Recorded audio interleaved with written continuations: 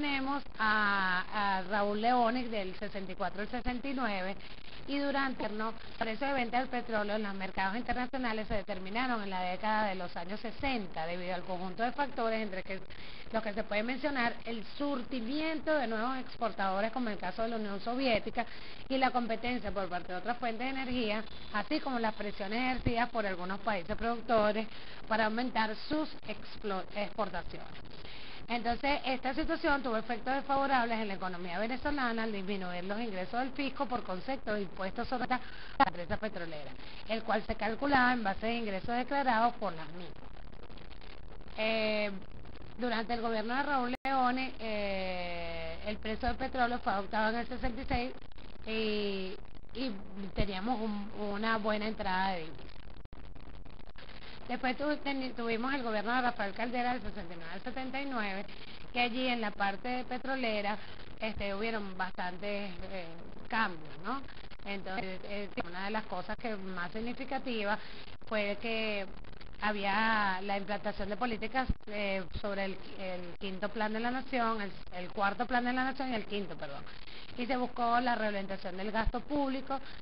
También se invirtió bastante toda esta parte petrolera directamente la política comercial petrolera. Se logró mejor trato del petróleo venezolano. Además, se aprobó el precio del petróleo en 1971. Entra en vigencia la ley por la cual se reserva el Estado la industria de gas natural. Entonces, esto fue bastante positivo para nuestra industria petrolera. Tenemos el primer gobierno de Carlos Andrés Pérez, del 73 al 78. Entre los puntos más resaltantes, está el panorama general que se debe señalar en esta gestión. Tenemos que vino la nacionalización el 1 de enero de 1976, lográndose de forma armoniosa y bien planificada a través de la ley orgánica que se reserva el Estado en la industria de comercio de hidrocarburos. Entonces, quizás esto fue lo más resaltante durante su primer gobierno nacional. Después tenemos el periodo de Luis Herrera Campins, que es muy recordado por todos por el Viernes Negro, ¿no? Donde cayeron los precios del petróleo y del dólar. Entonces, eso quizás dentro de todo lo que pasó en su época gubernamental es lo que más nos refleja cómo estaba la economía en ese momento en el país. Después tenemos al 80, en donde encuentra un problemas económicos, y entonces la parte de petróleo, el presidente Lucinchi adoptó un paquete de medidas económicas por medio de las cuales el nuevo de cambio del bolívar, la educación pública y el aumento del precio de la gasolina. De igual forma, para atenuar los efectos de esta medida en la población de escasos recursos, se tomaron una clase de decisiones de tipo compensatorio. Una de las principales preocupaciones del gobierno del presidente Lucinchi fue la de resolver el problema desvariado del vencimiento masivo, concentrado y aparente de la deuda externa venezolana.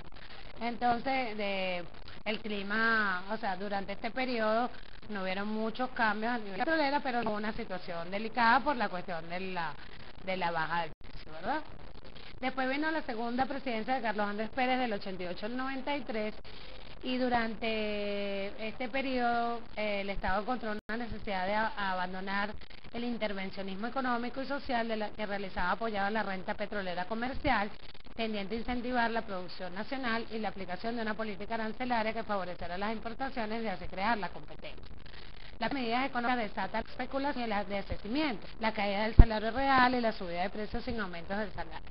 Los efectos devastadores de las medidas económicas condujeron al estallido social desorganizado el 27 de febrero del 89 y dos intentonas golpistas en 1992. O sea que este fue un año, o sea, una etapa presidencial bastante complicada. Después tenemos el presidente Ramón J. Velázquez, que fue un presidente interino, fue temporal hasta que vinieran las próximas elecciones. Después llegó Rafael Caldera en su segunda presidencia, en donde el ingreso fiscal petrolero va a crecer al crecer la producción. La balanza de pagos se considera el grueso de la producción es para la exportación, los ingresos por las exportaciones de 10 años serán concretados en $200 millones, restando en el 1996 estuvo cerca de 18.500. Entonces, durante este periodo de gobierno, claro, aumenta la entrada petrolera, pero tenemos una situación política bastante delicada. Entonces, no se podía llevar las dos cosas de la mano, ¿no? Y por último, después de toda esta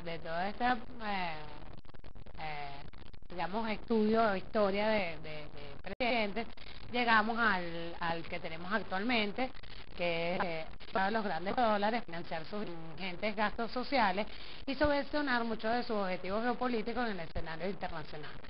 Pero su creciente intervencionismo en el sector energético venezolano amenaza el nivel de inversión y de producción del petróleo y gas, mientras que su intento de desviar sus exportaciones de petróleo, tradicionalmente destinadas a Estados Unidos y a los crecientes mercados asiáticos, no tendrá ningún impacto geopolítico tangible más allá de lo mediático y lo superficial. Al fin y al cabo, está claro que los sociales echan de crear una base para un desarrollo económico sostenible.